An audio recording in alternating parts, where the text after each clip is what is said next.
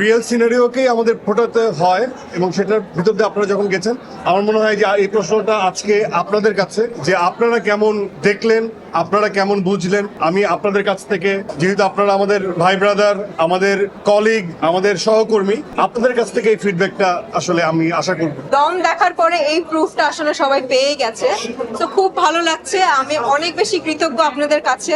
এভাবেই পাশে থাকবেন, দোয়া করবেন। আজকে সেকেন্ড টাইম আমি দেখেছি, টু বি ভেরি অনেস্ট ভাইয়া, খুবই ভালো।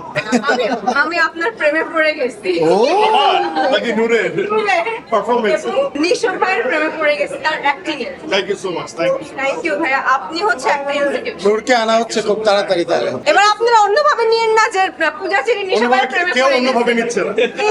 তার অ্যাক্টিং এর, ও মাই গড, সে একটা জলজান্ত ইনস্টিটিউশন। সিকোয়েন্সের যখন একটু স্যাটায়ার, একটু ফান, তখন আপনারা হেসে উঠছেন, সেটা আমি অনুভব করি। অ্যাট দ্য সেম টাইম আমার সহশিল্পীরা বা আমার কলিগ বা আমার সিনিয়র্স যারাই এই ছবিটা আজকে এক্সপিরিয়েন্স করলো, তারা যে ওই সিচুয়েশনের মধ্যে দিয়ে গেল, সেই জার্নিটা আমি অনুভব করার চেষ্টা করি। তো যখন দেখি আপনারা খুব মনোযোগ সহকারে সেই মুভিটা দেখছেন বা সিনেমাটা এনজয় করছেন বা সেটার যে মূল জিসটা সেটার আপনারা সেইটার ভিতর দিয়ে যাচ্ছেন, তখন আমার কাছে মনে হয় যে আমার টিম কিছুটা সাকসেস বা কিছুটা আমাদের সার্থকতা। তো এটাই আপনাদের তরফ থেকে আপনারা যে মুভিটা এক্সপিরিয়েন্স করলেন, আমার কাছে মনে হয় আমার ব্যক্তিগত, আমার কথা বলার থেকেও আপনাদের কথা বলাটা খুব জরুরি।